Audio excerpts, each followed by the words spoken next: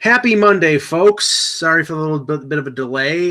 This is for sports fans in the summer. This is the next couple days is the most fun that we have other than July 1st with free agency.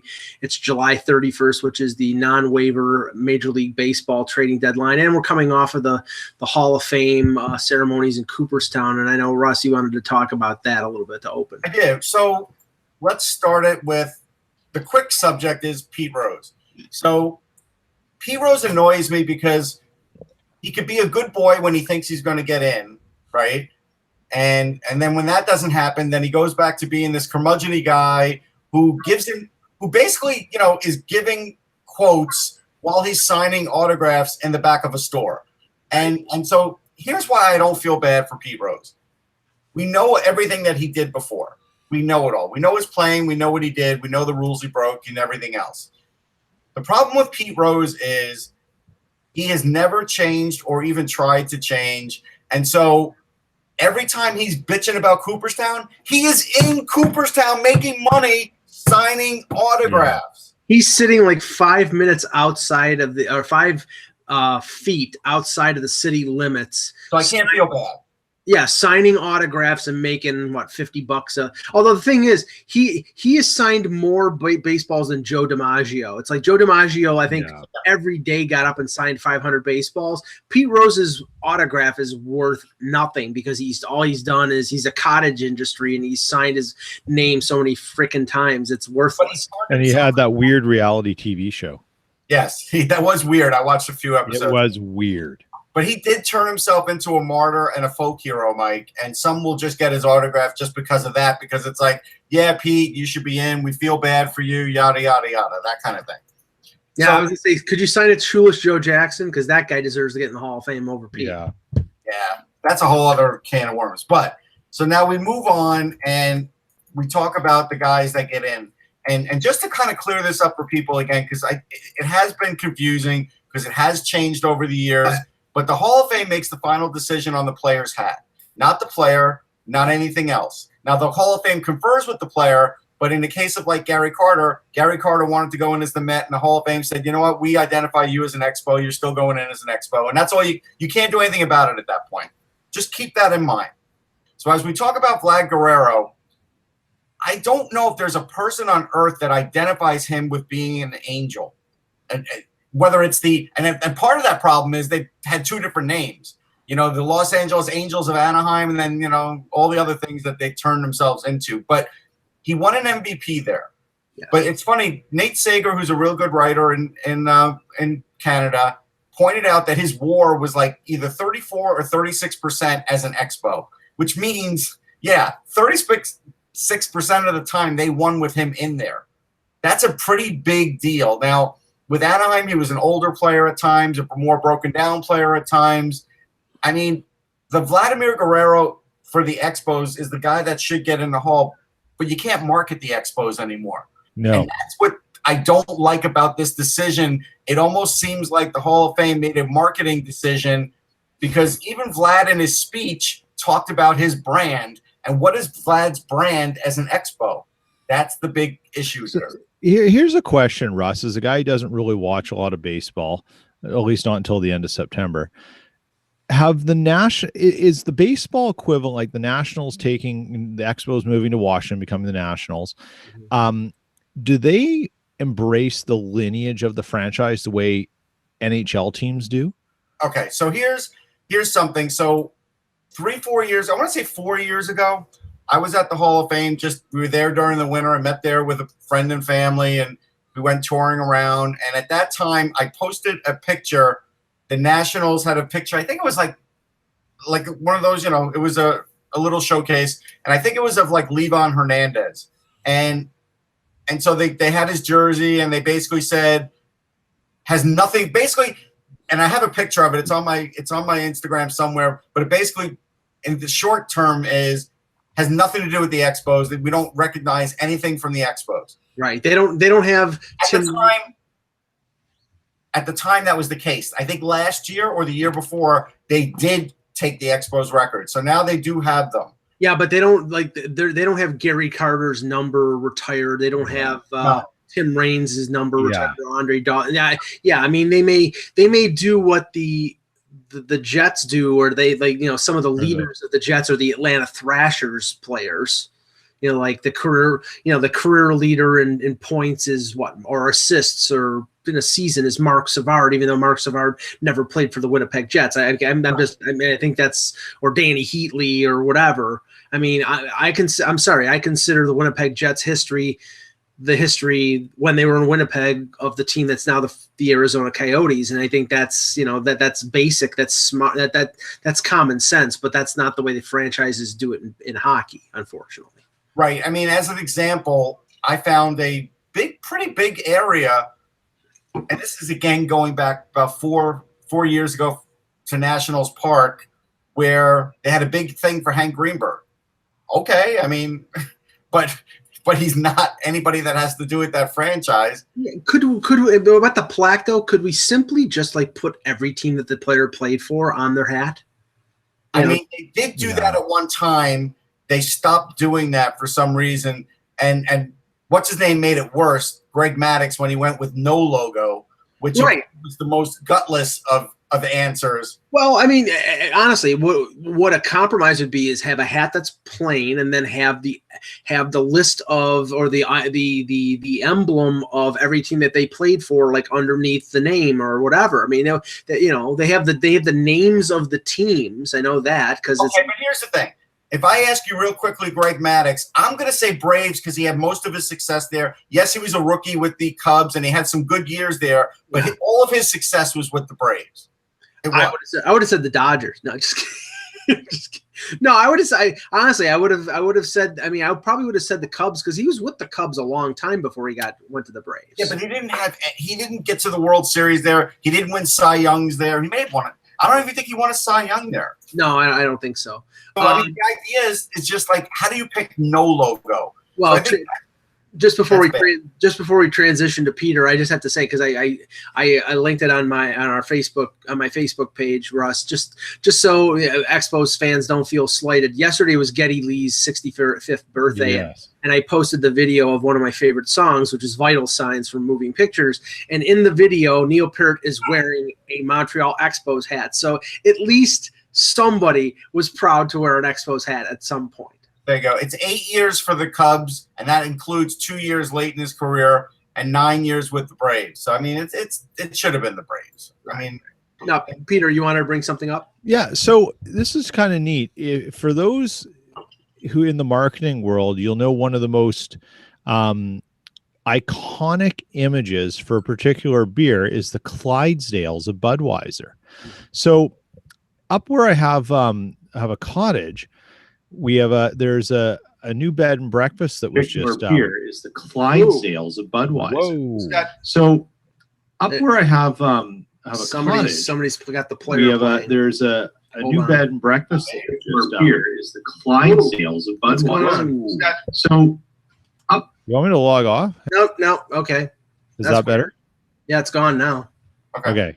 Don't know so that. Anyway, that was odd. So basically, there's a new bed and breakfast is open, and there's an article in this magazine called The Cottager, and it's about a couple miles from my cottage. And what's super interesting is the ad for when this couple bought this cottage. It said, "If these walls could talk," was the name of the for sale ad in the local paper, or they saw it. So they bought it and were really interested in it, and they went and had a historian do a backtrack of the history of this cottage. So a lot of cottages in this area go back to literally 1900, some are even older. And they found out that the guy who owned it originally and built it imported these Clydesdales from Scotland. And Clydesdales originally from Scotland. So he had these workhorses. They could pull 4,000 pounds each. And eventually he used them. He bred them. He had more. And he owned his own brewery in Winnipeg, and he eventually sold them to Anheuser-Busch in St. Louis. And the Clydesdales that we know today were actually from Winnipeg, and they were sold and taken down, which is basically almost a straight line to St. Louis from Winnipeg. I thought it's just a really cool thing. Like, it's just sort of typical Winnipeg. No one knows about it, but all things happen here. Everything comes from Winnipeg. I mean, I did get to see them once in person. Yeah. At I think it was at the MLB All-Star game in Houston. We were there for the weekend. It was pretty awesome. Yeah, they're impressive horses. I mean, they're just absolute beasts. I mean, I've done a fair amount of horseback riding, and I don't know if I would get up on a Clydesdale. I'll be honest. I don't know if I would ever get up on a horse. I'm sure the horse wouldn't want me to get up on one of them either. I mean, I did go bareback riding once in the water with a horse, and they start to run in the water, and that's run and swim, and it's kind of crazy, and that's hard. But a Clydesdale, yeah, I don't know. Yep, I did watch Seabiscuit though. Okay. Hello, Hockey World. Today is Monday, July 30th, 2018. I'm Peter Tessier talking about Clydesdales in Winnipeg. I'm Russ Cohen from Sportsology. And I'm Michael Agello, who just watched Seabiscuit, and this is the Hockey Buzzcast here on HockeyBuzz.com. Tobey Maguire should have been nominated for an Oscar for that movie. Yes. We'll talk about some signings, some arbitration hearings yet to unfold, some news regarding some players who will not be going to training camp, and one who will not be signing with the team that drafted him. Another one. Talking about Sam Darnold. Already? No, we're not talking about the Jets. We're not talking about that minor league. Please, no. Hold on. It's not minor league because the Jets have a championship that the Bills don't have. But the fact that their quarterback's not in camp is ridiculous. Yes, but the Bills one is. So there you go. Okay, so first of all, a couple signings. We'll start off with the one that happened, I think, just a few minutes after or at least it was on Friday after we did the show. And a lot of people have been writing about this because they're shaking their head at the amount and the term. And when we played our little game guessing the settlement on contracts, I don't think anybody went 6 years on Tom Wilson, and I don't think anybody went over $5 million. But that's what he signed for: 6 years, $31 million. So it averages out to $5.16 million per. And Peter, the thing that a lot of people are shaking their head at is there's no doubting his impact during the Stanley Cup playoffs, during the series against Pittsburgh before he got suspended, and then against Tampa and against Vegas. But it's the fact that his career high is 14 goals. His career high in terms of points is 35. That was last year. So that could conceivably be a career year, although you don't know whether he's going to build on that. And they sign him for 6 years. So that takes that. I think it was 3 or 4 years of unrestricted free agency, and now he's making over $5 million. And I'm sure there's a lot of general managers around this league that are not happy at that signing.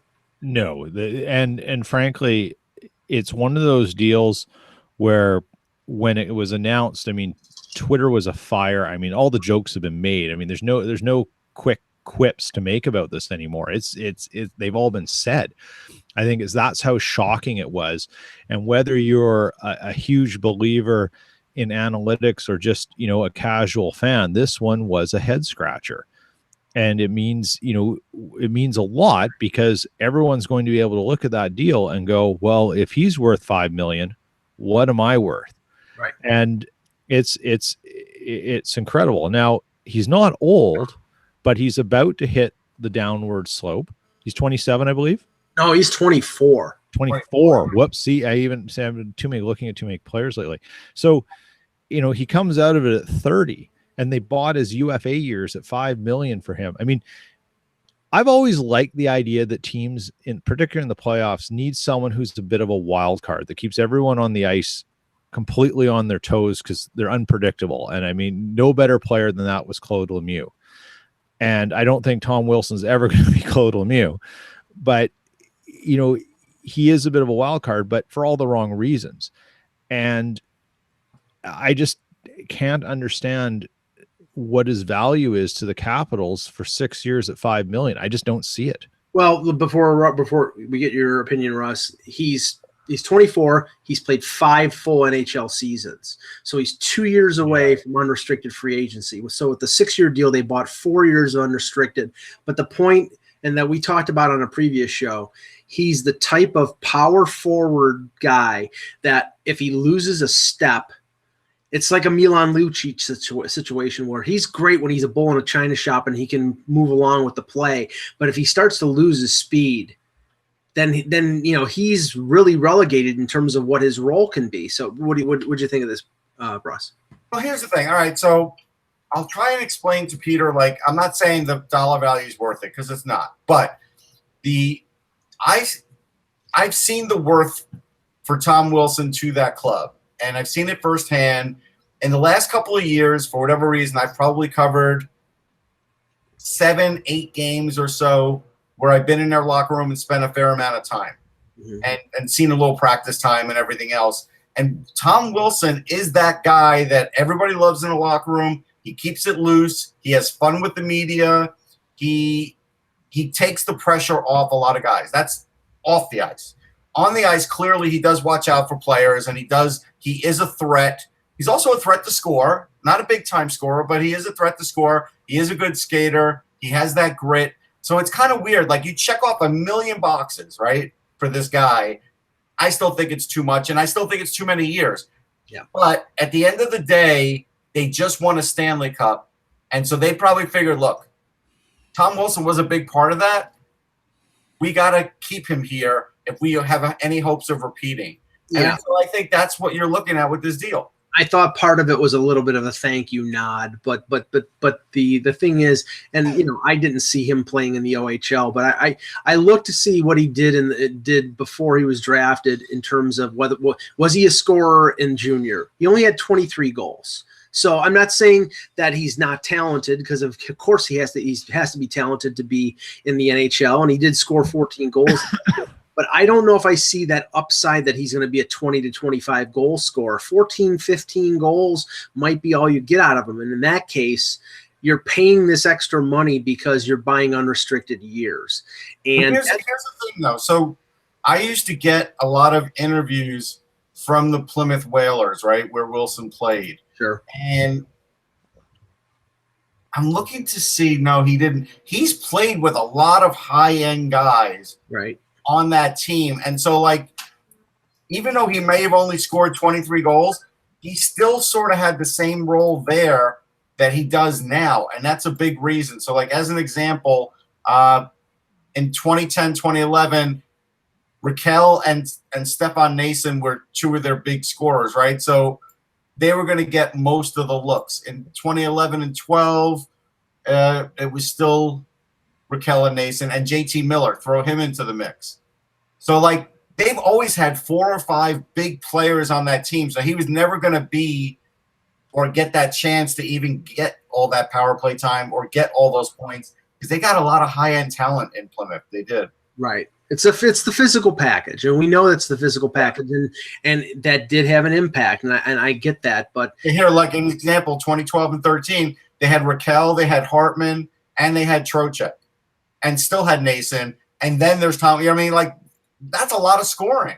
Yeah, and he scored 23 goals in 48 games. So, right. I mean, it's not, over an 80-game junior schedule, that would be a 40-goal score. So, but right. Yeah, you get my point. He's not. It doesn't look like he's going to turn into a Cam Neely. Yeah. I made the comparison that Tom Wilson, I think, I don't know if I mentioned it on the show, that he sort of gauges out to be like a David Clarkson. And I'm not saying that, the precipitous fall of Clarkson, but that was when Clarkson was in his early to mid 20s, that was the role that he played with the Devils, not to the extent that Wilson did. And then he had that one big year where he scored 30 goals and ended up cashing in on that. But in reality, he was mostly a 15 to 20 goal scorer at best. And I think that's what sort of Wilson is. All right, I've gotta stop the show right here and just mention something in the chat room. Okay. Because there's some lunacy going on there, and they were saying that waffles are the best and better than pancakes and French toast, and I said, you know what, pancakes are better than waffles, but I will make this caveat: French toast is even to pancakes if it's challah French toast. Then I will give it an even. But it's no way there's no world that I could find out that French toast is better than pancakes. I don't know how you guys feel, but I'm just letting them know. Okay, first of all, the only advantage that waffles have over pancakes is that waffles can hold the syrup. Exactly. That is the only advantage. Yeah. Other than that, I like the taste of pancakes better than waffles. A well done French toast is phenomenal. especially like if. But your average everyday French toast. If you walk into a diner and you're going to roll the dice on like French toast or pancakes, you're probably going to go pancakes. I'm going pancakes. Right. Peter? Oh, I'm going pancakes, but I do like good French toast. But Sure, it's no, quality of the bread. Quality of the bread matters. It matters. You can't just throw in any piece of lousy bread. No. It's got to be good bread. Now, see, that's why you guys are really smart, and some of the people in the chat room are dumb. All right, anyhow. Forget getting questions from the chat now. Okay, the other signing was less controversial, and I think a pretty good one in terms of the bang for the buck, and that was Brady Shea signing a 6-year deal with the Rangers, a 6-year extension at $5.25 million. And Ross, I like Shea. I think he's going to grow from where he is. I think he's got the size, he's got the scoring ability to be a top 2, top 3 defenseman on a team. And $5.25 million, when you see some of the ridiculous contracts that are out there, that's a bargain. I think it's a good deal. Yeah, like you pointed out to me, it's only $1 million more a year than Brendan Smith, who, by the way, has lost the 15 pounds he found last year to try and get his career back. So we'll see if that happens. But I wonder if he's using lipozene like what's the former quarterback that does Rodney Peete. Rodney Peete. Rodney's a little older, but so here's the thing. Okay, Ranger fans for some reason have really stuck it to Brady Shea very hard after last year because he dropped to 25 points. That team was a hot mess from the minute go. That defense was disastrous from the minute go. When Shattenkirk went down, like that was pretty much their season in the sense that having any semblance of order on defense and power play and everything else. So there was no way he was going to get his 39 points he did the year before. I don't think he's going to get much more than 39 points in any given year. I mean, we're not talking about a Brian Leach here. We're not even talking about a Tom Pody offensively. He's certainly better defensively than Pody, but he is physical. He's a great skater. He does move the puck really well, and he's smart. And so at the end of the day, like when you look at what he does, his hits, 147, 127. His blocks last year, 119 blocks. I mean, that's a phenomenal number. And he could do better on his giveaways, no question about it, but he's a young guy. Again, we're only talking about a 24-year-old guy, and I think he's just hitting his prime. They bought unrestricted years. I think this is a great deal. Again, when you just look at the Rangers down the road, Shattenkirk aside, it's Shattenkirk and him, and then Lieber Hajek is your next better offensive defenseman. And so I think they had to do this. Well, here's the contrast between the contract we just talked about, Wilson and Shea.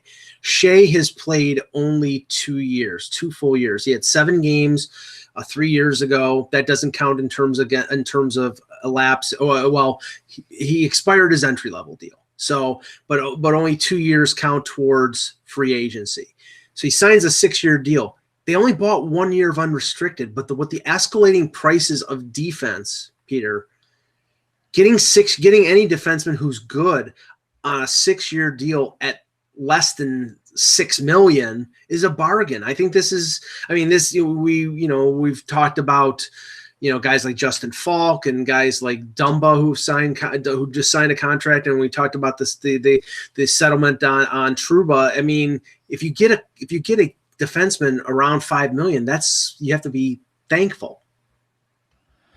Yeah, this one's interesting. I was literally I participated in the hot stove with Todd Cordell on this and on the site right now, and I like the deal, but I maybe jumped a little bit at it. There's a lot of things in it that are interesting. He can be traded early on, but he has a limited NMC or NTC in the later years. Right. Modified, yeah. Modified, no trade clause, right? So that's kind of interesting. It gives him some security in the later years. It's not a huge amount of money, but he did take a little bit of a step back last year. It's interesting how they valued him at age 24 versus how other guys are going to be valued. So because I'm thinking about all things defense in Winnipeg right now, I was literally looking at Skage and I was thinking about Josh Morrissey And how do these two compare? Because Morrissey's a year younger. In some capacities, he has better numbers. In others, he's not as good. But they kind of equal out to a very similar sort of thing. And I think Morrissey probably gets a little bit better of a bump in terms of numbers because he's played a ton with Trouba. So is this the case where this sets sort of that new bar for guys coming out of there? Because had Skage been bridged before, or was he coming out in ELC? I can't remember. No, he's off of his ELC. ELC. Right. So I'm really curious to see if this sort of sets the stage for where Josh Morrissey goes and other defensemen of this like, because getting a top 4 guy locked down early is probably going to be the modus operandi for a lot of GMs. If you can get that person in your system and have them playing that regularly, that's the key, right? It's the top 4 guy locked down early. So it's going to cost money. I don't think it's a bad deal. I don't think it's the best deal, but if Skage improves in the next 2 years, it's going to be a bargain. Well, here's the interesting thing. It's going to be a big bargain. Here's the interesting thing, and we can sort of morph to our next topic. The arbitration numbers came out on Cody Ceci this morning. Now, Ceci, ELC, he signed a bridge deal. The bridge deal is expired. He's 2 years away from unrestricted free agency. The number that the Sens came out with was, I think, 3.5 or 3.75, and the number that Ceci asked for, this sounds very similar to Trouba, 6. Yeah. Okay, so the arbitration here, and this is where Ottawa, their problems just start with Karlsson. There's more there. So Ceci takes a 1-year deal. He's 1 year away from unrestricted free agency, and he's basically another rental like Karlsson in another year. It's the clock is ticking. Yeah. That's why, I think it's more important for the stability of the Senators to get Ceci locked up long term and maybe spend that little extra money. But I don't know whether they're going to do it because of their financial situation and the chaos in their ownership right now. But we'll talk about what we think he'll get. But I think that's the blueprint right now with these defensemen is when you have the opportunity to get them locked up, if you can get them locked up at a number that doesn't kill you, it's valuable. DC's in a tough spot because he's played a lot of games. He's not like anything more than a 30-point defenseman offensively. He does have a little bit of a physical side. He skates well. It's a right-hand shot. He has a right-hand shot, and he does have some turnovers once in a while. Could he do more if Karlsson wasn't there? Sure. I mean, there's no question about that. That, all of a sudden he gets more touches. He's never going to get 6. I think he'll get 4.55 or something like that on a 1-year deal. I think that's the way it's going to work out now. And I think if they don't watch it, he is going to all of a sudden try and leave too. Because if you think about it, the next best guy on Ottawa is Thomas Chabot. He's going to be the guy that runs the power play and does everything else. So no matter what, Ceci is never getting that job, and I don't think he is that guy anyhow. No. At best, he's a 2, but he really should be a 3. And so I think he's asking for more than 3 money when he's asking for 6. Yeah. All right. Let's talk about Mike, can you explain, because in the goalie FP wanted to know difference between no move, no trade.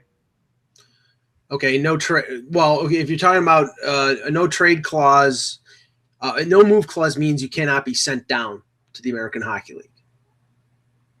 No trade clause means you can prevent a trade, depending if it's limited or full no trade. If it's full no trade, you have to basically be consulted by your team. Say, we want you to trade you to Buffalo. Will you accept that? And if he says no, then they can't do it. Limited with the list, right? Limited is usually there's two options. Usually it's the beginning of the year. They say, please submit your list of 12 teams that you don't want to be traded to. They do that by as a matter of course. Or when they're interested, like happened last year with some players like Hoffman in Ottawa, they requested the list. I think Phaneuf too. They requested the list of the 10 teams he would or would not be able to be traded to before they traded him. So some of it's already pre-done, and some of it's done by request. I'm going to answer one other question too in the chat room because I think it's a good one. You guys can take part in it if you'd like. A harmful dia, that's a mouthful, man. He wanted to know the 5 worst defenses in the league. So I'll give you who I think they are, and you can tell me what you guys think. Well, can we ask him to specify? Does he mean 5? No, he doesn't need to specify. He's just saying the worst 5 defense cores. That's what he wants to know. Oh, cores. Okay. I didn't say the whole thing right, so we'll say defense cores. All right. So I'm gonna tell you. I think it's the Islanders, Canucks, Coyotes, Sabres, and Senators. I think Ottawa. I mean, not Ottawa. I think Edmonton gets. They're the next on the list. I don't think the Coyotes are in the worst 5 because I think their top 4 are pretty good, and I like Chychrun.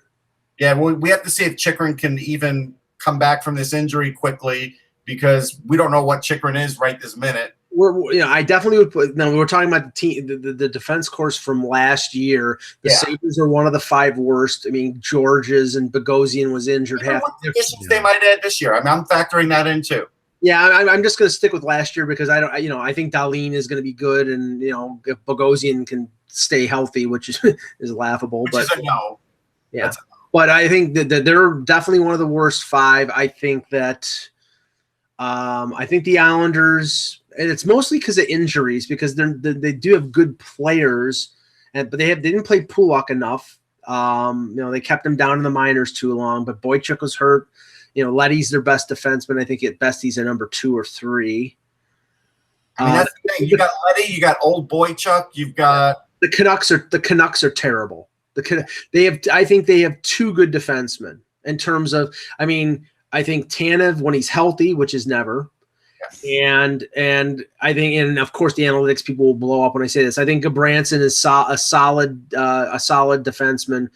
I think Stetcher and Hutton can be good, but Del Zotto is imperfect, and I mean, there's a lot of room for growth there. And here's the thing. I mean, you want to nominate Arizona, but the issue is, like, Goligoski now is 32. Yarmulson's going to be 32. Yeah. I mean, yes, they have OEL and Chychrun. We think will be fine after these injuries, but we don't know. Like, he might not start the year. I mean, we know that he's going to be in camp, but we don't know how he's going to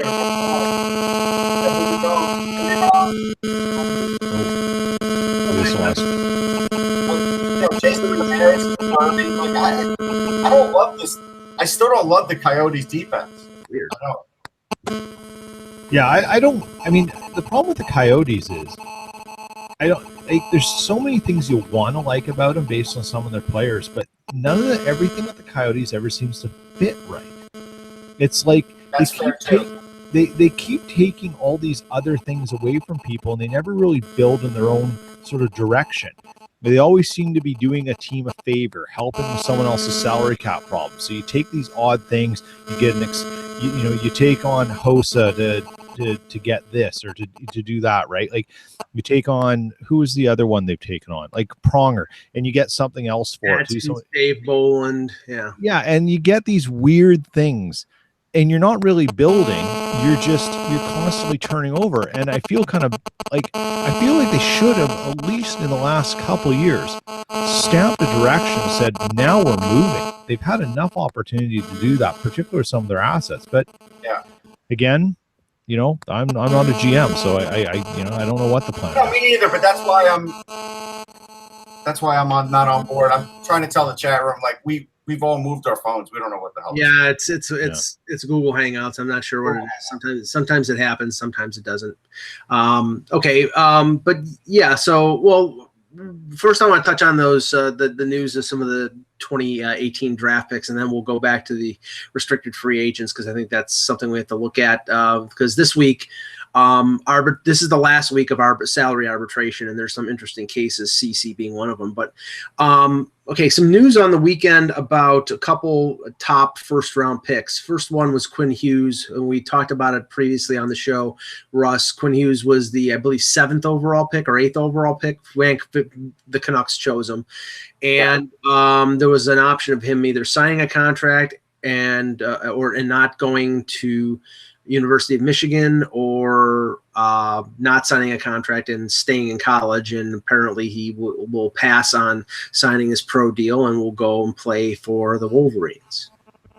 Yeah, I mean, it's a smart move. I mean, Hughes looked at things, probably talked to his agent, and realizes, hey, I mean, yeah, he's a fairly skinny guy, but I always talk about Sam Girard, who's 155 pounds. Every time somebody wants to say, nobody can play that small or skinny in the NHL, I point right to Sam Girard and say, how's he doing?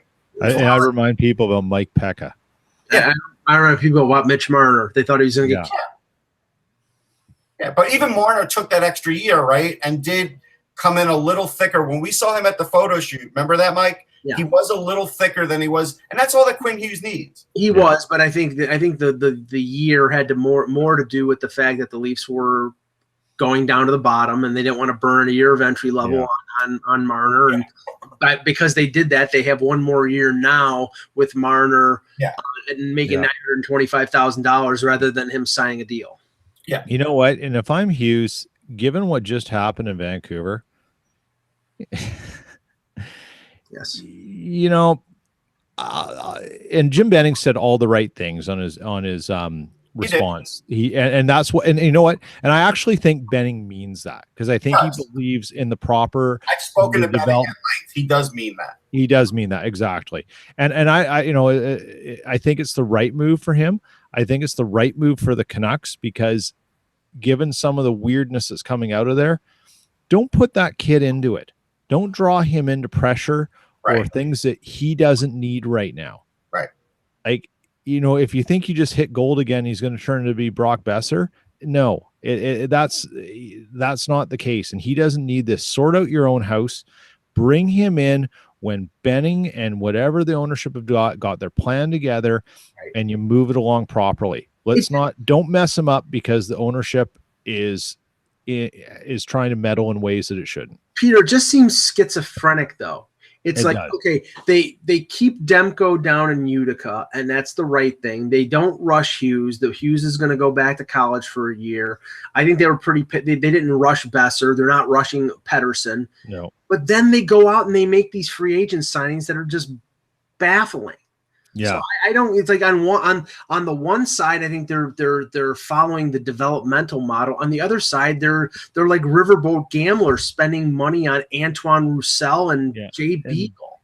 Well, here's a good thing too. Teams need placeholders, right? You need placeholders, but you don't need placeholders for 3 years. Yes. That's where it's so kooky. I could understand Roussel and Beagle for a 1 year, 2 year at less money, because they're overpaid. But if you think they're a placeholder for 3 years, I don't know what you're thinking. Yeah, I mean, Mike's basically a placeholder for Doc Emmerich. Once he retires, Mike's out. Okay, so I did want to mention this, Peter. This is who is the guy that left for the KHO, is a really decent defenseman, is in year 2 right now of his 3-year deal. Next year is his 3rd year, but even without an out clause, if a player goes 2/3 of his salary and pays the other third to the club, they can buy their way out of a deal. If he sees Quinn Hughes going there, he may just do that. Yeah. You're talking that's true. I mean, yeah. That's true. I mean, that relationship isn't done. It's just it's and I can understand why the guy left. Things are just so weird in Vancouver. And I think, you know, this might be a good way to bring him back, right? Like, hey, we got exactly. And this should also be, you know, if ownership is looking at this, you know, if the Aquilini brothers are looking at this and seeing it, they've got to realize the trickle-down effect of behaving this way is you mess with who wants to come here. You mess with how people look at the franchise in terms of what you need, which is good players. Yeah. Don't be a team that does that. I'm just waiting for the photo of Tremaken and Quinn Hughes standing next to each other. It'd be like what was it, Ristolainen and Nathan Derby, or Manute Bol and Spud Webb. Actually, there's a good photo. I have it somewhere on Sportsology, or maybe on my Instagram. Jeff Lurge with Ben Bishop. Jeff Lurge, I think, was 5'3" as a goalie in NCAA hockey, and they both played in the tournament I covered, and they shook hands. It was awesome. Yeah. That's cool. The other name that made a little bit of news and 5'6". The only other name that made some news that Eck mentioned in his column this morning was Brady Tkachuk, 4th overall pick of the Senators, and there is. And I don't know who's. I believe it's Tkachuk who's making this deadline, this August 12th deadline, to make a decision between going back to Boston University for a sophomore season or signing an entry-level deal with the Sens. Now, if he signs the entry-level deal, if he doesn't make the Sens, then he goes to Belleville, or he could play in the OHL if that was an option. But obviously, if you're signing a pro contract, your intention is to make the NHL. I mean, his brother Matthew did with Calgary out of his entry level, or in his first year, excuse me. So I don't know where this goes, Russ, because I mean, Eck is predicting that he's probably going to go back to Boston University, and if I was him, that's what I would do, because I would want to avoid the clown car that is the Ottawa Senators this year. Yeah, I think what's going to happen is, I think August 12th is the hard date for BU to get word whether he's coming back or not. I mean, they've got some nice players already going there. Oliver Wahlstrom, Joel Farabee. I'm sure they would love to have Brady Tkachuk. Those three guys are all used to playing with each other in the NTDP and otherwise. So it would be a real coup. If you think about it, why in the world, if he really was going to go to the Ottawa Senators and risk playing in the AHL, wouldn't he have done it already? Like, why would he wait until August 12th? Like, so to me, Ottawa probably did not guarantee him an NHL spot, which, again, I understand why teams don't do that. It's a tough thing to do because you don't want to put the kid in a position where he's not ready and you've guaranteed him a spot. That's bad. So I think he is going back to BU, and I think he will play with those guys, have a chance to win a Frozen Four, and build himself up one more year, because there's no better place to build yourself up than an elite college campus, because you're only playing 3 games a week and you have the rest of the week to work out. Yeah. Okay. There are 7 players who have arbitration hearings this week. I believe Garnet Hathaway was one of them but it was scheduled, but he reached a compromise with the Calgary Flames on a 1-year deal. Hold on, I got breaking news. Go ahead. Sam Darnold has signed his deal. So there, Mike. Yeah. In your face, Mike. Congratulations. Okay. So now you can join that long line of successful quarterbacks like Richard Todd and Ken O'Brien and Drew Bledsoe and so many great ones in Buffalo too. Yeah. There's only one, Jim Kelly. Okay. As I said, seven arbitration eligible RFAs yet to be unsigned. All hearings are this week. I know we talked about Mark Stone on the previous time that we sort of guessed. But with the fact that, I mean, right now, with the Senators in the current state that they're in, and remember, he's got 5 years in, so he's got 2 years towards unrestricted free agency. This is the same situation as Trouba in Winnipeg. If he signs a 1-year deal, then basically he's going to be an extended rental. Russ, they have to spend some of their money on something, don't they? I don't know. Do they? I mean, that's, you would think so, but I don't know.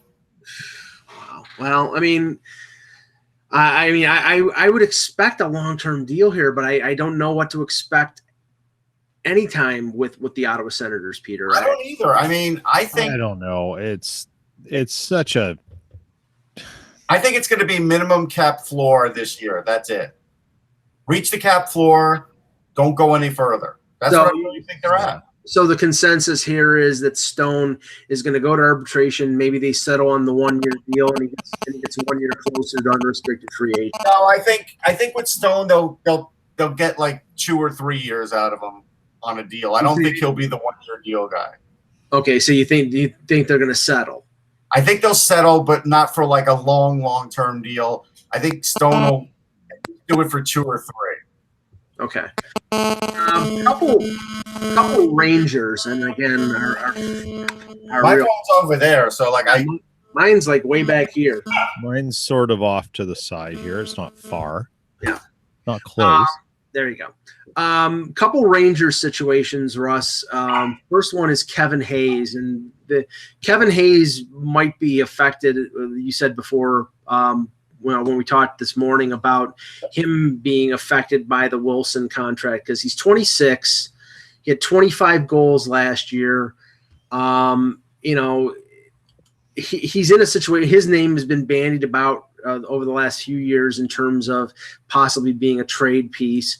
He's got 3 years to unrestricted free agency. So, a 1 year deal, a 1 year settlement would not put him in any danger of being like rental material. But I get the feeling that the Rangers sort of want to like come to some sort of resolution here, either move him or either make him a part of the team. Well, what do you think is going to happen with Hayes? I think he's just going to get a 1 year deal. I looked at, if you really look at breakdown Kevin Hayes, last couple years he was getting a fair amount of assists. Last year he didn't.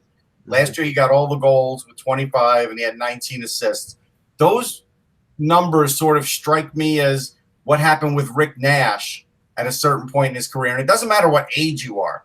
It just matters that how are you playing? And that's Kevin Hayes is playing a similar way right now. He doesn't have the greatest hockey sense. Is he fast? Yes. Is he big? Yes. Is he physical? No. And so I think that's part of what hurts his game there with Jeff Gordon. I think if he were willing to sign a 3 year deal, they would do it.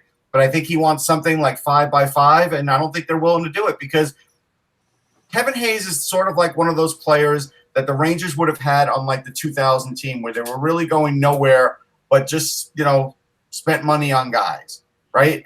Now they don't have to do that. They know, hey, this is not going to be the best year for us unless something weird happens like with a Panarin trade or a Carlson trade. So we already know what we are this year. Why are we going to give him a long-term deal when next year, look at who we can go shopping for? And we'll already be that much better off in the draft for the couple of years that we sort of sat back here. And Lundqvist is still around, so we could field a team and try it one last time. But now we have a lot of young talent too. Like, you don't want Kevin Hayes being that guy that all of a sudden 3 years from now stops you from getting some elite player, because he's not that. All right, so if we accept the premise it's a 1 year deal, Peter, what do you think Kevin Hayes, 25 goals in 75 games, what do you think he gets as a settlement on a 1 year deal? Goals cost dollars. That's really how it works. So I think it's going to be about 5 something. I'm not sure what, but I mean, goals are the gold standard, and he scores goals. I think he'll get like 5.1 something for the 1 year, and they'll deal with it. Yeah. And he'll be a placeholder like Peter's talking about. Yeah, 1 year, $5 million. I'll go a nice round number. Yeah. The other one is Ryan Spooner, and Russ Spooner scored after the trade from Boston to the Rangers, ended up with 41 points in 58 games. But I'll go out on a limb here. If they go to arbitration and Spooner asks for a certain amount, and I'm sure it's going to be high, probably higher than the Rangers want. Hang on. Okay. Keep talking. Yeah, I'll mute you all. So, he had, like I said, 41 points in 58 games. If his settlement amount is too much, Peter, I have a weird feeling they could walk away from Spooner. Yeah.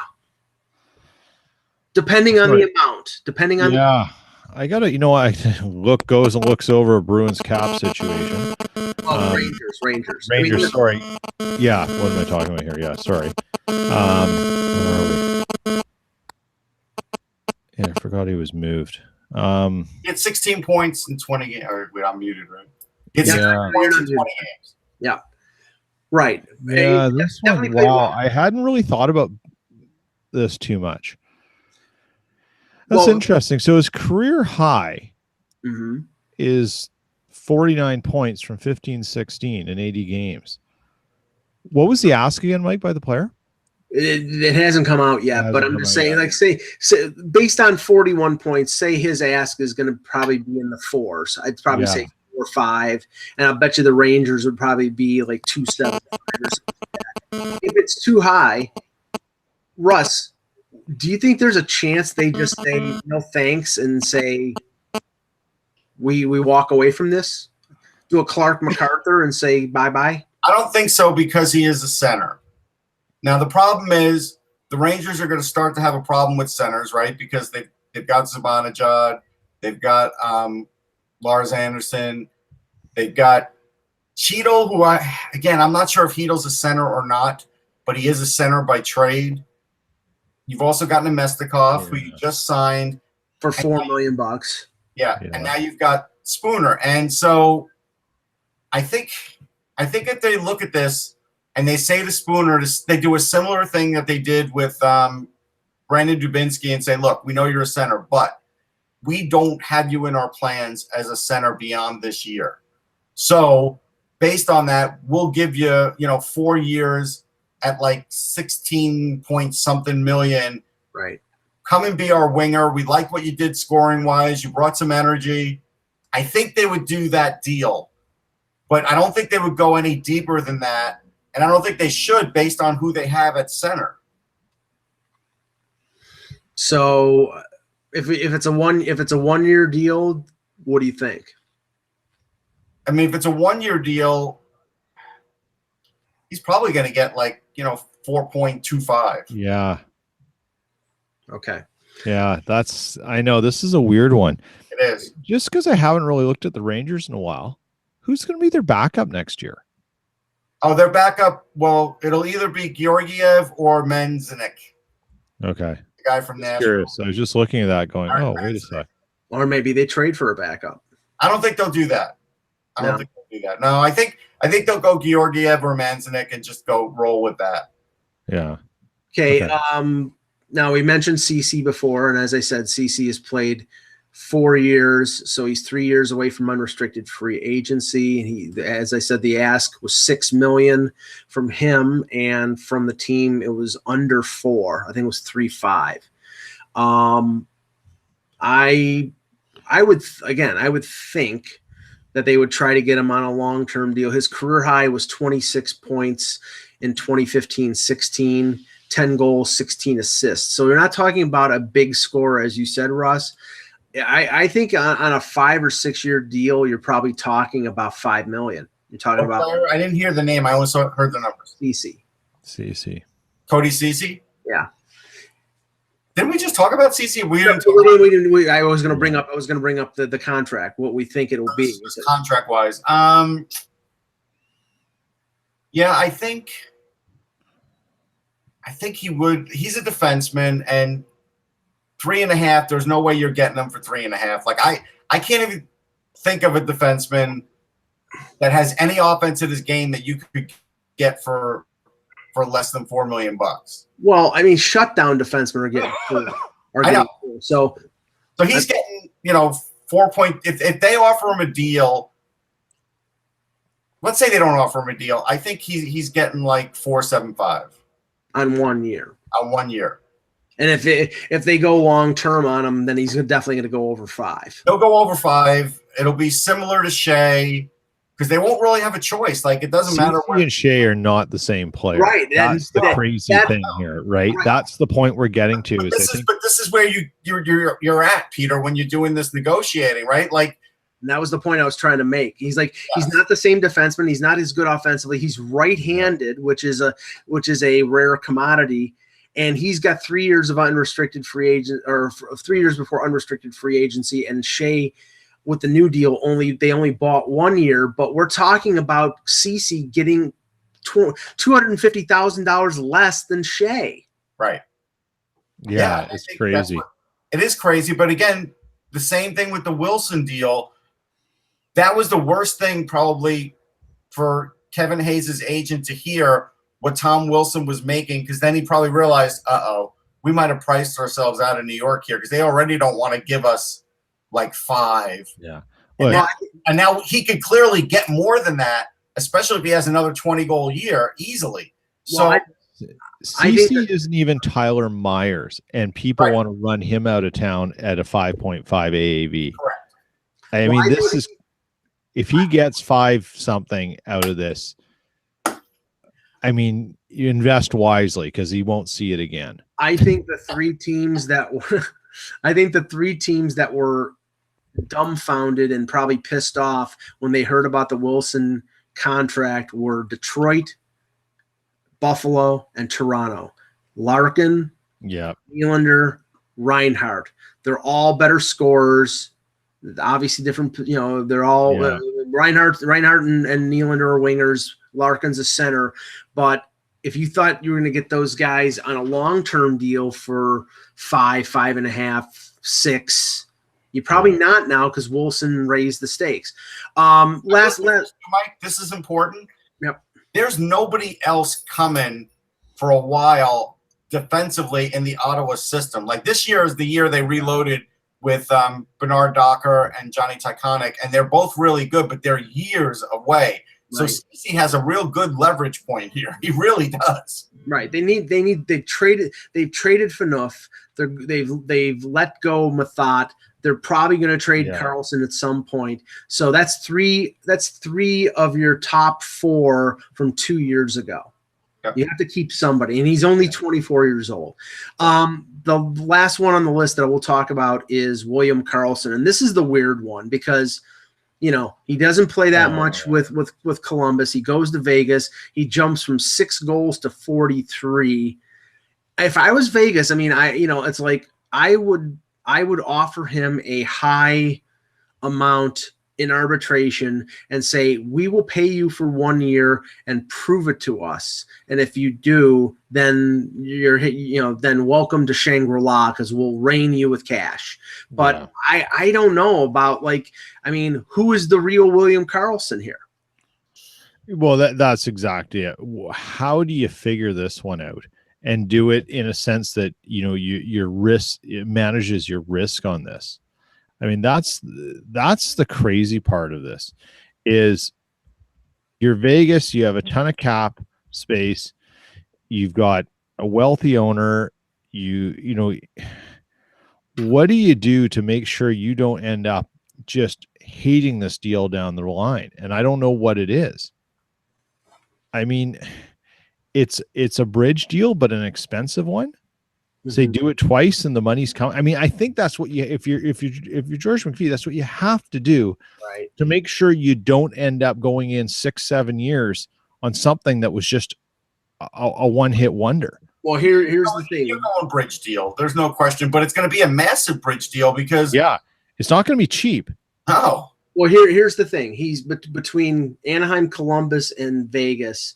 He's played 4 seasons. He's 3 years away from UFA. So a 2-year bridge deal would give him money, would give him an extension of multiple years, and would provide some coverage, provide some security in terms of retaining him on the part of the Knights. So I think the compromise on a bridge deal would be a 2-year deal. They're not going to sign him 3-year because then he walks right into unrestricted free agency. I think it'll be a 2-year deal if they go short term. I think he gets like $6 million on a 2-year, $6 million per on a 2-year deal. Yeah, I think you might get even a little more. I think you might get 2 years, $13 million. Peter, what do you think? 2 years, 11.5. So 5.75 per. He's always grinding out those last pennies, man. He is. Yeah. Well, hey, But here, I mean, Pennywise. Here's the thing, is you sort of forget he's 25. Yeah. So I mean, his agent and him want to push for long term. They want 6, 7, 8 years if you can get it, right? Yeah. It's how do you value that after just one season like this? I mean, that's really the kicker. I mean, and maybe there's a way to do it on a scale point where you really structure it differently, and you're being paid for the first 2 years at like a $7 million rate, and it drops down depending, and it helps the AAV. But I'm almost glad McPhee has this problem after the season they had. A little bit. I got this from the Hockey News. These are, and this was in 2016, the 5 largest arbitration awards in the past 10 off seasons. So it's not counting the last couple of years. I'm just going to look for the highest. So far, it's Jared for 3.9. Now, Briere got 5. Gomez got 5. All right, so Shea Weber got a 1 year, 7.5. If Carlson went 1 year, he would get 7.5 too. He might. Yeah.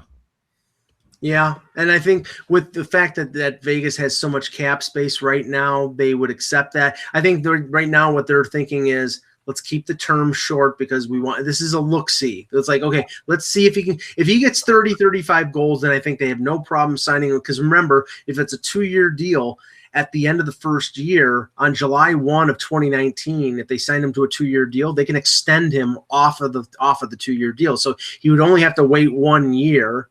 Yeah, but I wouldn't even give him 2 years. To be honest, I would let this go to arbitration because I still own his rights. I'll worry about it next year, but I'm letting it go to arbitration. He's going to get a high award, so he'll get money in his pocket, which is a reward for paying him for last year, but you're not rewarding him for the future. I think that's the best way to go, but I don't think he'll set the record if Shea Weber is still the record, which I believe he probably is at 7.5.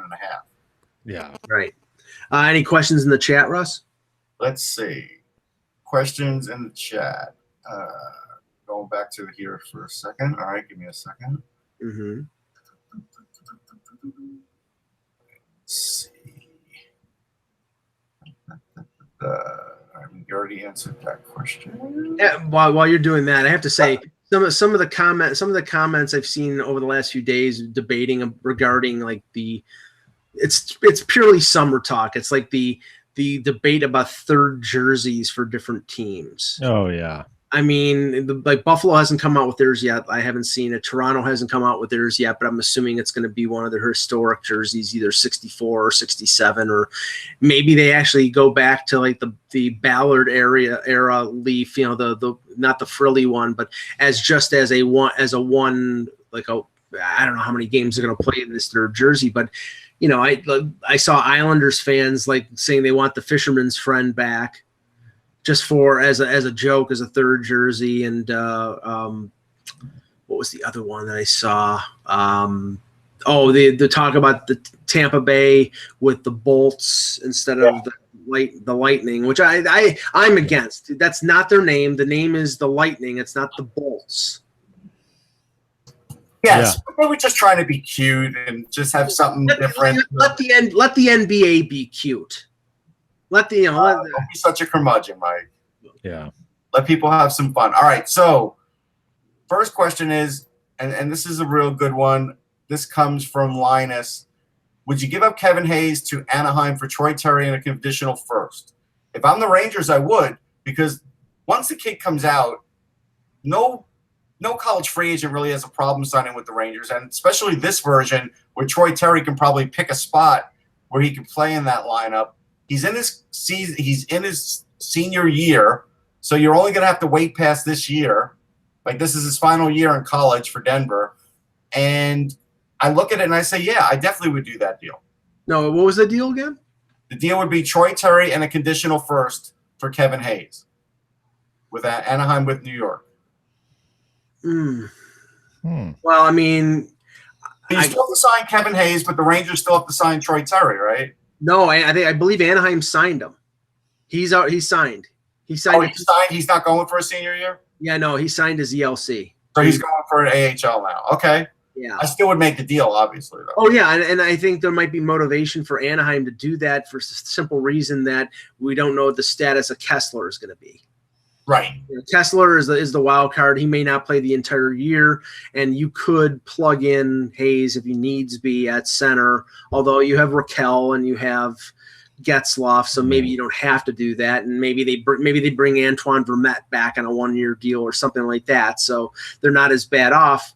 If you want to get, I don't think you're going to get Terry and a first round conditional first for Hayes. I think you get Terry maybe, but not. Well, maybe the condition is something, pretty outrageous. Like, hey, Kevin Hayes scores 30 goals for you. He signs a 5-year deal. Like, Right. You could do something like that.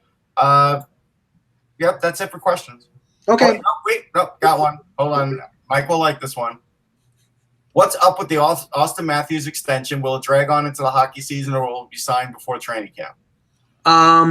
I think it will be, and this is my own opinion. If they're talking now, they're going to get it done before the regular season. I'm going to write an article about this at some point, but right now you see 3 different approaches with the 3 different players, with Nylander, with Matthews, and with Marner.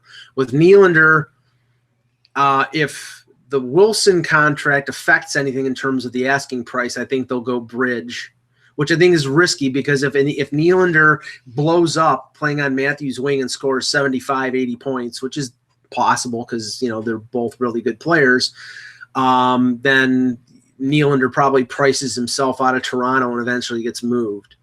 Matthews, they realize, is the central piece.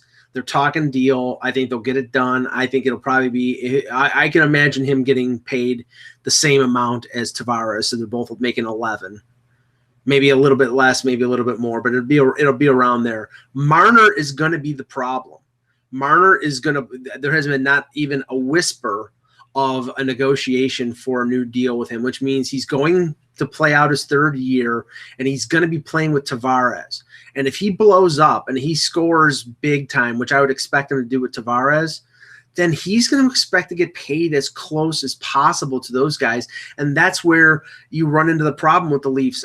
I keep saying this, and people think I'm saying it with glee because I'm not a particular fan of his game, but they won't be able to sign Jake Gardiner as a pending free agent. There's no way they'll be able to afford him, especially if Marner asks for $8.5 million on a long-term deal.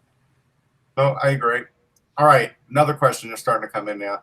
Okay. What is Ryan Ellis's next contract going to be worth per year? If Nashville gets this done with him, I think it'll be like 6.5 for 4 years. I don't think they're going to go very deep with him. Peter, this is what I have. The question I have with, and I'm going to try to get Pete Weber on the show sometime this week. You've got Ellis at $2.5 million on a bargain deal, and he's a UFA next summer, and he's going to expect to get paid by them or by somebody else. But the problem for David Poile is that Roman Josi is making $4 million. He's up the year after that. I think you got to pick your poison. I think you're going to pay one or the other, and I don't think you can pay both unless you're planning to trade PK Subban someplace. Yeah, I mean, something's got to give here. And then, you look at the top here, they've got $8 million on Johansson, $6 million on Forsberg, $6 million on Turris. They can't afford to drop $6-7 million on 2 more guys on the defense. Russ, I think they have to find a home for probably Turris to move him out. Yeah, I agree. But I still don't think they'll go beyond 4 years with him. Like, I think with Ellis, you mean? With Ellis, because they have other players coming. He is a bit smaller, and so I don't think they're going to go heavy on him. Because at this point, 6.5 is not very heavy on a defenseman anymore. No, it's not. And the size question is a factor. But the thing is that I don't think he's given a hometown. And he may love it in Nashville. And if that's the case, then maybe he'll be more reasonable. But if I'm making $2.5 million, having the last couple of years that I had, and I see defensemen much worse than I am making $5.5-6 million, I want my cake. Ryan, this is Ryan Ellis's only chance to cash in. Yes.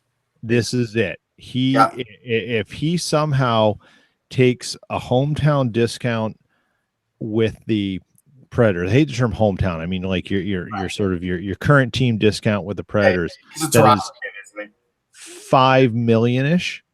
There's going to be GMs who cheer, but it'll be an anomaly. No one will ever do it again. Not at his age and opportunity. I mean, Poile probably will love it. He'll probably do everything he can to talk him. But if Ellis doesn't go for the cash at age 28 when he's a UFA, I have no faith in humanity anymore doing logical things. And Russ, you never know. Maybe that Toronto thing will be a factor again next summer. Maybe. Well, he's a Hamilton, Ontario. It's not right. Well, he's Southern Ontario. Yeah, it's close. It's close. All right, 2 more questions. Okay, quick ones.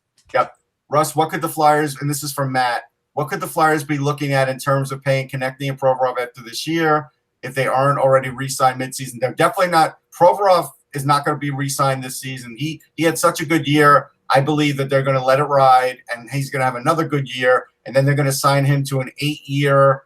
It's going to be like an 8-year, 6.5, $7 to $7.5 million a year deal. I don't think it'll be 6.5. I think it'll be 7 to 7.5. Konechny's a different story.